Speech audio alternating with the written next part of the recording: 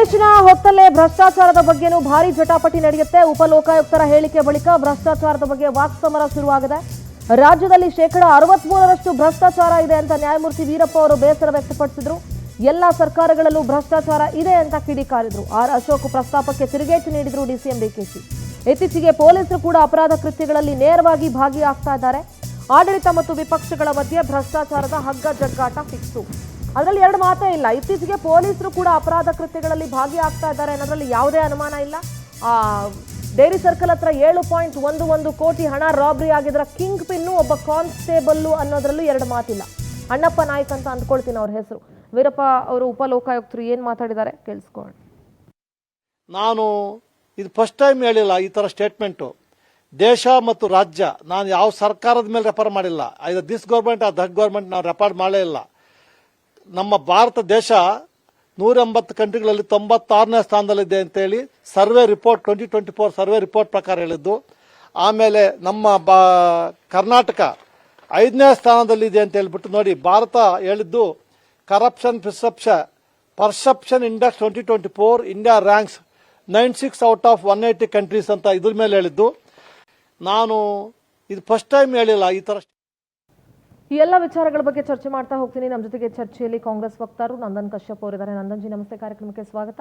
BJP ವಕ್ತಾರ KS Utkarsh ಅವರಿದ್ದಾರೆ. ಉತ್ಕರ್ಷ್ ನಮಸ್ತೆ, ಕಾರ್ಯಕ್ರಮಕ್ಕೆ ಸ್ವಾಗತ. ನಾನು ಮೊದಲನೇದಾಗಿ ಆಡಳಿತ ಪಕ್ಷ ಕಾಂಗ್ರೆಸ್ ವಕ್ತಾರನ ಕೇಳ್ಬಿಡ್ತೀನಿ. ಪ್ರತಿ ಸಲ ಬೆಳಗಾವಿಯ ಸುವರ್ಣಸೌಧದಲ್ಲಿ ಅಧಿವೇಶನ, ಚಳಿಗಾಲದ ಅಧಿವೇಶನ ನಡೆಯುತ್ತೆ. ಒಂದು 12 ದಿನನೋ 15 ದಿನನೋ ನಡೆಯುತ್ತೆ. ಈ ಸಲ ಐ ಥಿಂಕ್ 8ನೇ ತಾರೀಕಿಂದ 19ನೇ ತಾರೀಕುವರೆಗೂ ಅಧಿವೇಶನ ನಡೆಯುತ್ತೆ. ಇಡೀ ಸರ್ಕಾರ ಮತ್ತು ಇಡೀ ಆಡಳಿತ ಯಂತ್ರ ಬೆಳಗಾವಿಗೆ ಶಿಫ್ಟ್ ಆಗುವಂಥ ಒಂದು ವ್ಯವಸ್ಥೆ. ಆದರೆ ಇಲ್ಲಿ ಆ ಸುವರ್ಣಸೌಧದಲ್ಲಿ ಅಧಿವೇಶನ ಮಾಡೋದೇ ಉತ್ತರ ಕರ್ನಾಟಕ ಭಾಗದ ಜ್ವಲಂತ ಸಮಸ್ಯೆಗಳ ಬಗ್ಗೆ ಚರ್ಚೆ ಮಾಡಬೇಕು, ಅಲ್ಲಿಗೆ ಒಂದು ಸೊಲ್ಯೂಷನ್ ಕೊಡಬೇಕು ಅಂತ ಹೇಳಿ. ಆದರೆ ಅನೇಕ ಸಮಸ್ಯೆಗಳು ಈಗ ಇನ್ನೂ ಹಾಗೆ ಜೀವಂತವಾಗಿ ಉಳ್ಕೊಂಡೇ ಬಂದಿದೆ. ಸೊ ಅದು ಯಾವುದಕ್ಕೂ ಪರಿಹಾರ ಸಿಗುವಂಥ ಕೆಲಸ ಆಗ್ತಾ ಇಲ್ಲ.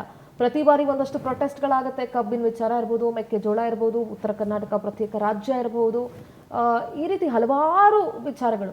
ಸೊ ಈ ಬಾರಿಯ ಅಧಿವೇಶನಕ್ಕೆ ಕಾಂಗ್ರೆಸ್ ಸರ್ಕಾರ ಯಾವ ರೀತಿ ಸಿದ್ಧವಾಗಿದೆ? ಬೆಳಗಾವಿ ಅಧಿವೇಶನ ಮೇಡಮ್ ಒಂದು ಐತಿಹಾಸಿಕವಾಗಿ ಎಲ್ಲ ಸರ್ಕಾರಗಳನ್ನು ಮಾಡ್ತಿದೆ. 2006ರಲ್ಲಿ KLE ಹಾಲಲ್ಲಿ ಸ್ಟಾರ್ಟ್ ಆಗಿರೋ ಅಧಿವೇಶನ ಅದು. ಈ ಪುಂಡರು ಯಾರು MES ಪ್ರತ್ಯೇಕ ರಾಜ್ಯ ಮಾಡಬೇಕು ಅಂತ ಅವ್ರಿಗೊಂದು ಎದುರುತ್ತರ ಕೊಡೋಕ್ಕೆ ಎಲ್ಲ ಸರ್ಕಾರ JDS ಆಗಲಿ, ಕಾಂಗ್ರೆಸ್ ಆಗಲಿ, BJP ಆಗಲಿ ಯಾರು ಆಡಳಿತದಿರೋ ಅಲ್ಲಿ ಅಧಿವೇಶನ ಮಾಡ್ತಾಯಿದ್ದೀವಿ. ಅಲ್ಲಿ ಆ ಪುಂಡರಿಗೆ ಒಂದು ತಕ್ಕ ಪಾಠ ಕಲಿಸ್ಬೇಕು. ಬೆಳಗಾವಿ ನಮ್ಮದು, ನಮ್ಮದೇ ಆಗಿರುತ್ತೆ. ಮಹಾಜನ್ ವರದಿ ಕೊಟ್ಟರು ಅವ್ರು ಇನ್ನೂ ಪುಂಡಾಟಿಕೆ ಬಿಟ್ಟಿಲ್ಲ. ಅವ್ರು ಕಂಟಿನ್ಯೂ ಮಾಡ್ಕೊಂಡು ಹೋಗ್ತಿರ್ತಾರೆ. ಅವ್ರಿಗೆ ಮಾಡೋಕ್ಕೆ ಕೆಲಸ ಇಲ್ಲ. ಬೆಳಗಾವಿ ಅಧಿವೇಶನದಲ್ಲಿ ರಾಜ್ಯದ ಎಲ್ಲ ಸಮಸ್ಯೆ ಬಗ್ಗೆನೂ ಚರ್ಚೆ ಆಗುತ್ತೆ. ಇವಾಗ ಬೆಂಗಳೂರಲ್ಲಾದಾಗ ಚಾಮರಾಜನಗರದ್ದು ಆಗುತ್ತೆ, ಮಂಗಳೂರದ್ದು ಆಗುತ್ತೆ, ಬೆಳಗಾಂದು ಆಗುತ್ತೆ, ಗುಲ್ಬರ್ಗ ಆಗುತ್ತೆ, ರಾಯಚೂರ್ದು ಆಗುತ್ತೆ. ಬೆಳಗಾಂದಲ್ಲಿ ಆ ಭಾಗದ ಸಮಸ್ಯೆಯನ್ನು ಚರ್ಚೆ ಮಾಡಲು 4 ದಿವಸ ನಾವು ಒಂದು ಸ್ಪೀಕರ್ ಅವರು ಮತ್ತು ಬಿಸ್ನೆಸ್ ಅವರ್ಸಲ್ಲಿ ಒಂದು 4 ದಿವಸ ಎಕ್ಸ್ಕ್ಲೂಸಿವ್ ಆಗಿಟ್ಟು ಆ ಭಾಗದ ಸಮಸ್ಯೆಗಳಿಗೆ ಚರ್ಚೆ ಮಾಡೋಕ್ಕೆ ಅವಕಾಶ ಕೊಡ್ತಾರೆ. ಹಾಗಾಗಿ ಆ ಬೆಳಗಾಂ ಅಧಿವೇಶನ ಒಂದು ಮಹತ್ವದ ಒಂದು ಅಧಿವೇಶನ. ಯಾಕಂದರೆ ಆ ಪುಂಡರಿಗೆ ನಾವು ಒಂದು ತಕ್ಕ ಪಾಠ ಕಲಿಸ್ಬೇಕು. ಮಹಾಜನ್ ಅವ್ರು ವರದಿ ಕೊಟ್ಟರು ನಮ್ಮದು ಅಂತ, ನಾವು ಏಕೀಕರಣ ಆದಮೇಲೆ ನಮ್ಮದು ಅಂತ ಗೊತ್ತಿದ್ರು ಸುಮ್ಮನೆ ಅಲ್ಲಿ ತಕರಾರು ಮಾಡ್ತಿರ್ತಾರೆ. ಒಂದು ಕೆರಿತಾ ಕೂತಿರ್ತಾರೆ, ಕೋತಿಗಳ ಥರ, ಕೋತಿ ಚೇಷ್ಟೆ ಅವರು. ಹಾಗಾಗಿ ಆ ಭಾಗದ ಸಮಸ್ಯೆಗಳನ್ನ ಚರ್ಚೆ ಮಾಡೋಕ್ಕೆ, ಆ ಭಾಗದ ಜನಪ್ರತಿಗಳ ಒಂದು ಸಮಸ್ಯೆಗಳ ಆಲಿಸಿ ಅವ್ರು ಏನು ಅವರಲ್ಲಿ ಕ್ವಶನ್ ಇಟ್ಟಿರ್ತಾರೆ ಅದಕ್ಕೆಲ್ಲ ಸಮರ್ಪಕವಾಗಿ ನಮ್ಮ ಸರ್ಕಾರ ಉತ್ತರಿಸುತ್ತೆ ಮೇಡಮ್. ಆ ಭಾಗದ ಒಂದು ಡೆವಲಪ್ಮೆಂಟ್ಗೆ ಕಾಂಗ್ರೆಸ್ ಸರ್ಕಾರ ಯಾವಾಗ ಆಡಳಿತ ನಡೆಸ್ತಾ ಇದೆಯೋ ಒಂದು ಹಿಸ್ಟ್ರಿ ಇದೆ ಮೇಡಮ್. ಒಂದು 2-3 ಎಕ್ಸಾಂಪಲ್ ಕೊಟ್ಬಿಡ್ತೀನಿ ಮೇಡಮ್. ನಮ್ಮ ಸರ್ಕಾರ ಬಂದ ಮೇಲೆ ಯಾರು ಉತ್ತರ ಕರ್ನಾಟಕ ಭಾಗದಲ್ಲಿ ಯಾರು ಇನ್ವೆಸ್ಟ್ ಮಾಡ್ತಾರೋ ಅವ್ರಿಗೆ ಇನ್ಸೆಂಟಿವ್ಸ್ ಕೊಡ್ತೀವಿ. ಕ್ಲಸ್ಟರ್ ರೀತಿ ನಾವು ಒಂದು ಎನ್ವೈರ್ನ್ಮೆಂಟ್ ಕ್ರಿಯೇಟ್ ಮಾಡ್ತೀವಿ ಅಂತ ನಾವು ಗ್ಲೋಬಲ್ ಇನ್ವೆಸ್ಟರ್ ಮೀಟಲ್ಲಿ ಹೇಳಿದ್ವಿ. ಆ ನಿಟ್ಟಿನಲ್ಲಿ ನಮ್ಮ ಸರ್ಕಾರ ಕೆಲಸ ಮಾಡಿ ಒಂದು 5 ಎಕ್ಸಾಂಪಲ್ ಕೊಡ್ತೀನಿ. ಒಂದು 30-40 ಬಿಗ್ ಟಿಕೆಟ್ ಪ್ರಾಜೆಕ್ಟ್ಸ್ಗಳು ಉತ್ತರ ಕರ್ನಾಟಕಕ್ಕೆ ಹೋಗಿದೆ. ಎಂಪ್ಲಾಯ್ಮೆಂಟ್ ಜನ್ರೇಷನ್ ಒಂದು 2-3 ವಿಚಾರ ಬಗ್ಗೆ ಮಾತಾಡ್ತೀನಿ ನಾನು. ಒಂದು ಕ್ಯಾಂಪಕೋಲಾ ಅಂತ ಒಂದು ಚಾಮರಾಜನಗರದಲ್ಲಿ ಒಂದು ದೊಡ್ಡ ಬಾಟ್ಲಿಂಗ್ ಯೂನಿಟ್ ಸಾಫ್ಟ್ ಡ್ರಿಂಕ್ಸ್ ಇತ್ತು. ಅವ್ರು ಇವತ್ತು ಉತ್ತರ ಕರ್ನಾಟಕ ಭಾಗದಲ್ಲಿ ಒಂದು ದೊಡ್ಡ ಪ್ಲ್ಯಾಂಟ್ ಹಾಕ್ತಾ ಇದ್ದಾರೆ. ಕೋಕಾಕೋಲಾದವರು ಹಾಕ್ತಿದ್ದಾರೆ. ಮೈಸೂರು ಸ್ಯಾಂಡಲ್ ಸೋಪ್ದು ಬೆಂಗಳೂರಲ್ಲಿ ಮಾತ್ರ ಇತ್ತು. ಇವಾಗ ಬಿಜಾಪುರಲ್ಲೂ ಒಂದು ದೊಡ್ಡ ಫ್ಯಾಕ್ಟ್ರಿ ಬರ್ತಾ ಇದೆ, ಅಲ್ಲೂ ಉದ್ಯೋಗ ನಡೀತಾ ಇದೆ. ಆಮೇಲೆ ಇನ್ನೊಂದು ರಿನ್ಯೂ ಪವರ್ ಅಂತ ಒಂದು ದೊಡ್ಡ renewable energy, they are world leader in renewable energy. Wind ಮಿಲ್ದು ಒಂದು ಇದು ಸಪ್ಲೈ ಮಾಡೋರು ಅವರು ಒಂದು ದೊಡ್ಡ ಪ್ಲ್ಯಾಂಟ್ ಆಗ್ತದೆ. ಥರ್ಡ್, ಇರಿಗೇಷನ್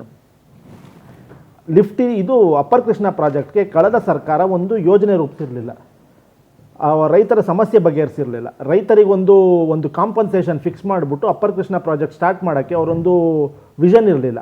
ನಮ್ಮ ಸರ್ಕಾರ ಬಂದ ಮೇಲೆ ಕಳೆದ ತಿಂಗಳು DCM ಅವರು, CM ಅವರು ಎಲ್ಲ ಅಧಿಕಾರಿಗಳು ಕೂತಿ ರೈತರಿಗೆ ಒಂದು ಜಮೀನಿಗೊಂದು ರೇಟ್ ಫಿಕ್ಸ್ ಮಾಡಿ ಲ್ಯಾಂಡ್ ಎಕ್ವಿಸಿಷನ್ನ ಸ್ಟಾರ್ಟ್ ಮಾಡ್ತಿದ್ದಾರೆ.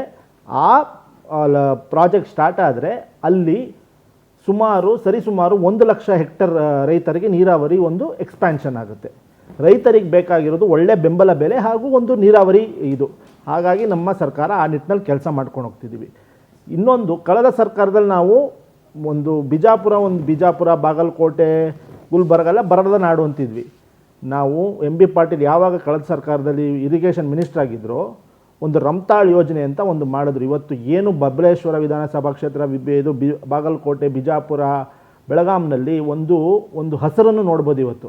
ಆ ಮಟ್ಟದ ಇರಿಗೇಷನ್ ಪ್ರಾಜೆಕ್ಟು ಕಾಂಗ್ರೆಸ್ ಸರ್ಕಾರ ಮಾಡಿಕೊಂಡು ಬಂದಿದೆ ಮೇಡಮ್. ಹಾಗಾಗಿ ನಾವು ಆ ಭಾಗದ ಶಾಸಕರು, ಮಂತ್ರಿಗಳು, ಅಲ್ಲಿ ಜನರ ಆಶೋತ್ತರಗಳಿಗೆ ನಮ್ಮ ಸರ್ಕಾರ ಈ ವಿಧಾನಸಭೆ ಬೆಳಗಾಂ ಅಧಿವೇಶನದಲ್ಲಿ ಸಮರ್ಪಕವಾಗಿ ಉತ್ತರವನ್ನು ನೀಡುತ್ತೆ. ಆಲ್ರೈಟ್, ಬಿಜೆಪಿಯ ಒಂದು ರಿಯಾಕ್ಷನ್ ತಗೊಂಡ್ಬಿಡ್ತೀನಿ. ನೀವು ವಿಪಕ್ಷವಾಗಿ ಕರ್ನಾಟಕದಲ್ಲಂತೂ ನೀವು ಸಾಕಷ್ಟು ಆಡಳಿತ ಸರ್ಕಾರನೇ ನಿಮ್ಗೆ ಎಷ್ಟೋ ಬಾರಿ ಅಸ್ತ್ರಗಳನ್ನ ಕೊಟ್ಟಿದ್ರು, ಅದನ್ನ ಸರಿಯಾಗಿ ಉಪಯೋಗಿಸ್ಕೊಳ್ಳೋದ್ರಲ್ಲಿ ವಿಫಲರಾಗಿದ್ದೀರಿ. ಅದು ಸತ್ಯನೇ, ನೀವು ಒಪ್ಕೊಂಡ್ರು ಬಿಟ್ರು. ಯಾಕಂದ್ರೆ ನಿಮ್ಮ ಪಕ್ಷದಲ್ಲೂ ಒಂದಷ್ಟು ಬಡದಾಟಗಳು ಮತ್ತು ಒಳ ಮನಸ್ಸುಗಳು, ಒಳಜಗಳಗಳು ಇವೆಲ್ಲವೂ ಇರೋದ್ರಿಂದ ಸಹಜವಾಗಿ ಸರ್ಕಾರವನ್ನು ಎದುರಿಸುವಲ್ಲಿ ಎಲ್ಲೋ ಒಂದು ಕಡೆ ನೀವು ಒಂದು ಹಂತದಲ್ಲಿ ಫೇಲ್ಯೂರ್ ಆಗಿದ್ದೀರಿ ಅಂತ ಹೇಳಿ. ಈಗ ಅಧಿವೇಶನಕ್ಕೆ ಯಾವ ರೀತಿ ಸಜ್ಜಾಗಿದ್ದೀರಿ? ರಾಜ್ಯ ಸರ್ಕಾರವನ್ನ ಕಟ್ಟಾಕುವಂಥ ನಿಟ್ಟಿನಲ್ಲಿ, ರಾಜ್ಯ ಸರ್ಕಾರದ ಲೋಪದೋಷಗಳನ್ನು ಎತ್ತಿ ಹಿಡಿಯೋ ನಿಟ್ಟಿನಲ್ಲಿ ಬಿಜೆಪಿ ಮತ್ತು JDS ಯಾವ ರೀತಿ ಸಿದ್ಧವಾಗಿದ್ದೀರಿ? ನೋಡಿ ಮೇಡಮ್, ನಾವು ವಿರೋಧ ಪಕ್ಷವಾಗಿ ಸಮರ್ಥವಾಗಿ ಕೆಲಸವನ್ನು ಮಾಡ್ತಾ ಇದ್ದೇವೆ. ಈಗ ಬಹಳ ಸ್ಪಷ್ಟವಾಗಿ ಹೇಳ್ತೀನಿ, ಕರ್ನಾಟಕ ರಾಜ್ಯದ ಪರಿಸ್ಥಿತಿ ಅಭಿವೃದ್ಧಿ ಶೂನ್ಯದತ್ತ ಹೋಗ್ತಾ ಇದೆ. ಯಾವುದೇ ಅಭಿವೃದ್ಧಿ ಕೆಲಸಗಳು, ಕಾಮಗಾರಿಗಳು ಯಾವುದು ಕೂಡ ರಾಜ್ಯದಲ್ಲಿ ಆಗ್ತಾ ಇಲ್ಲ. ಯಾಕೆಂದರೆ ಅದ್ರ ಬಗ್ಗೆ ಯೋಚನೆ ಮಾಡ್ತಕ್ಕಂಥ ಮನಸ್ಥಿತಿ ಮುಖ್ಯಮಂತ್ರಿಗಳಿಗೆ, ಉಪಮುಖ್ಯಮಂತ್ರಿಗಳಿಗೆ ಇಲ್ಲ. ಯಾವ ಕಾಮಗಾರಿಗಳು, ಯಾವ ವಿಚಾರಗಳ ಬಗ್ಗೆ ಮಾತನಾಡುವಂತಹ ಒಂದು ನೈತಿಕತೆ ಮಂತ್ರಿಗಳಿಂದ ಹಿಡಿದು CM ಇಂದ ಹಿಡಿದು ಯಾರಿಗೂ ಕೂಡ ಇಲ್ಲ. ಇವತ್ತು ಭ್ರಷ್ಟಾಚಾರದ ಪಿತಾಮಹರು ಯಾರಾದರೂ ಇದ್ರೆ ಅದು ಕಾಂಗ್ರೆಸ್ನವರು. ಭ್ರಷ್ಟಾಚಾರದ ಬಗ್ಗೆ ವೀರಪ್ಪ ಅವರು ಬಹಳ ಸ್ಪಷ್ಟವಾಗಿ, ಉತ್ಕೃಷ್ಟವಾಗಿ ಹೇಳಿದ್ದಾರೆ. ಯಾಕೆ ಅಂತಂದ್ರೆ ಕಾಂಗ್ರೆಸ್ ಸರ್ಕಾರ ಅಧಿಕಾರಕ್ಕೆ ಬಂದ ಮೇಲೆ ಕಾರ್ಮಿಕ ಇಲಾಖೆಯಲ್ಲಿ ಆದಂಥ ಕಿಟ್ ಹಗರಣ ಇರ್ಬೋದು, 187 ಕೋಟಿಯ ವಾಲ್ಮೀಕಿ ಹಗರಣ, ಖುದ್ದು ಮುಖ್ಯಮಂತ್ರಿಗಳೇ ಮಾಡಿದಂತಹ ಮೂಢ ಹಗರಣ, ಆಮೇಲೆ ಜಾಹೀರಾತಿಗೆ ಕೊಟ್ಟಂತ ಹಗರಣದಲ್ಲಿ ಅನೇಕ ರೀತಿಯ ಹಗರಣಗಳು ಇವತ್ತು ಕಾಂಗ್ರೆಸ್ನ ಸುತ್ತ ಇದೆ. ಮತ್ತೆ ಬಹಳ ಪ್ರಮುಖವಾಗಿ ಇವತ್ತು ಮಾಡ್ತೀನಿ, ಸಾರಿ, ಮೂಢ ಹಗರಣದ ವಿಚಾರವಾಗಿ ಕೋರ್ಟ್ ಏನ್ ತೀರ್ಪು ಕೊಟ್ಟಿದೆ? ಕೋರ್ಟ್ ತೀರ್ಪು ಏನು ವಾಪಸ್ ಯಾಕೆ ಕೊಟ್ರು? ಮತ್ತೆ ಮುಖ್ಯಮಂತ್ರಿಗಳು ಕೋರ್ಟ್ ತೀರ್ಪು ಏನ್ ಬಂತು? ವಾಪಸ್ ಯಾಕೆ ಕೊಟ್ರು ಮುಖ್ಯಮಂತ್ರಿಗಳು? ತೀರ್ಪು ಏನ್ ಬಂತು? ಹೌದು, ಈಗ ಹಂಗಾದ್ರೆ 40% ಇದ್ರಲ್ಲಿ ಏನ್ ಕೊಟ್ರು ಕೋರ್ಟ್ ತೀರ್ಪು ಏನ್ ಬಂತು? 14 ಸೀಟ್ ಯಾಕೆ ವಾಪಸ್ ಕೊಟ್ರು? ನಾವು ಅದನ್ನೇ ಕೇಳ್ತಿರೋದು. ತೀರ್ಪು ಏನ್ ಬಂತು? ಹೆಗುಲ್ ಮುಟ್ಟಿ ಯಾಕೆ ನೋಡ್ಕೋಬೇಕು? 14 ಸೀಟ್ ವಾಪಸ್ ಕೊಟ್ರಲ್ಲ ಮುಖ್ಯಮಂತ್ರಿಗಳು. 14 ಸೀಟ್ ನೋಡಿ ಮೇಡಮ್, ಹೌದು, 14 ಸೀಟ್ ಯಾಕೆ ವಾಪಸ್ ಕೊಟ್ರು ಹಾಗಾದ್ರೆ ಮುಖ್ಯಮಂತ್ರಿಗಳು? ಕಳ್ಳ ಅಂತ ಗೊತ್ತಾಯ್ತು ಅವ್ರಿಗೆ. ಅದಕ್ಕೆ ನಾನು ಉತ್ತರ ಕೊಡ್ತೀನಿ. ಕೋರ್ಟ್ ಯಾಕೆ ಏನ್ ತೀರ್ಪು ಕೊಡ್ತು ಅದನ್ನ ನನಗೆ ನೀವು ವಾಪಸ್ ಕೊಟ್ಮೇಲೆ ಕೋರ್ಟ್ ಇನ್ನೇನ್ ತೀರ್ಪು ಕೊಡುತ್ತೆ? ನೀವು ಮಾಡಿಲ್ಲ ಅಂತಾನೆ ಹೇಳ್ಬೇಕು. ಯಾಕೆ ವಾಪಸ್ ಕೊಟ್ರು ಅದನ್ನ ಪ್ರಶ್ನೆ ವ್ಯವಸ್ಥೆ ಬಗ್ಗೆ ನಿಮಗೆ ಗೊತ್ತಿಲ್ಲ. ವಾಪಸ್ ಕೊಟ್ಮೇಲೆ ಇನ್ನೇನ್ ಹೇಳ್ತಾರೆ? ನೀವು ವಾಪಸ್ ಕೊಡ್ಲೇಬೇಕು, ಡಾಕ್ಯುಮೆಂಟ್ಸ್ ಎಲ್ಲ ವಾಪಸ್ ಮಾಡಿರ್ತೀರಾ. ಬಿಡ್ಲಿ, ಹಾಗಾದ್ರೆ ಕೋರ್ಟ್ ನಮ್ಮ ಪ್ರಶ್ನೆ, ಅವ್ರು 14 ಸೈಟ್ ಅನ್ನ ಯಾಕೆ ವಾಪಸ್ ಮಾಡಿದ್ರು? ನೋ ನೋ ನೋ ನೋ ನಮ್ಮ ನಿಲುವು ಅದೇ ಇರೋಂತ. ಒಂದು ಮೂಡ ಬಗ್ಗೆ ಮಾತಾಡಿದ್ರಿ, ದಯವಿಟ್ಟು 1 ನಿಮಿಷದಲ್ಲಿ ಹೇಳ್ಬಿಡ್ತೀನಿ. ಮೂಡಾದಲ್ಲಿ ಇಲ್ಲೀಗಲ್ ಆಗಿ ಸೈಟ್ ತಗೊಂಡಿರುವ ಬಿಜೆಪಿ ಅಧ್ಯಕ್ಷರ ಮನೆಗೆ ಇವರ ಅಧ್ಯಕ್ಷರು ಮೊನ್ನೆ ಗೃಹ ಪ್ರವೇಶಕ್ಕೆ ಹೋಗಿದ್ದಾರೆ. ಅದ್ರ ಬಗ್ಗೆ ಮಾತಾಡಿ. ನಮ್ಮ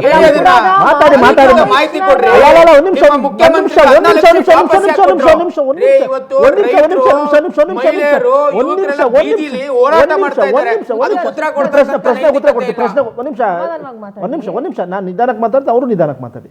ನೋಡಿ, ಭ್ರಷ್ಟಾಚಾರದ ಬಗ್ಗೆ ಮಾತನಾಡುವ ನೈತಿಕತೆ ಬಿಜೆಪಿ ಅವರಿಗೆ ಒಂದು ಕಿಂಚಿತ್ತು ನಯಾ ಪೈಸಾ.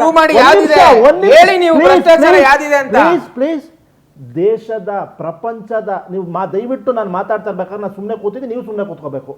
ದೇಶದ ಪ್ರಪಂಚದ ಅತಿ ದೊಡ್ಡ ಹಗರಣ ಒಂದು ನೆಲದ ಮಣ್ಣಿನಲ್ಲಾಗಿದ್ರೆ ಎಲೆಕ್ಟ್ರಲ್ ಬಾಂಡ್ ಮೊನ್ನೆ ದಯವಿಟ್ಟು ಸುಮ್ಮನೆ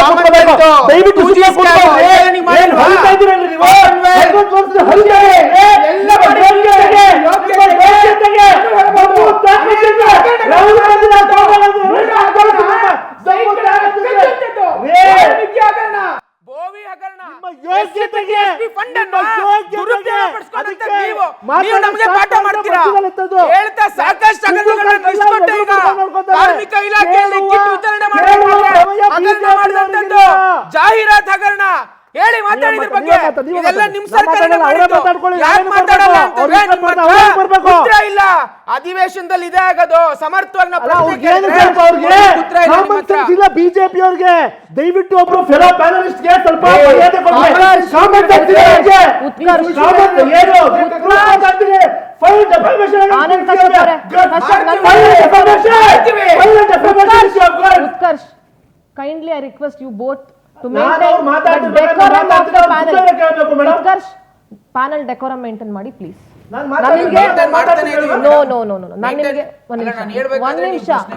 ಹೌದು, ಕಿರ್ಚಾಡ ಅವಶ್ಯಕತೆ ಇಲ್ಲ. ಡಿಸ್ಕಷನ್ ಮಾಡ್ಬೇಕಂದ್ರೆ ಕೂಗಾಡಿದ ತಕ್ಷಣ ಸತ್ಯ ಸುಳ್ಳಾಗಲ್ಲ, ಸುಳ್ಳು ಸತ್ಯ ಆಗಲ್ಲ.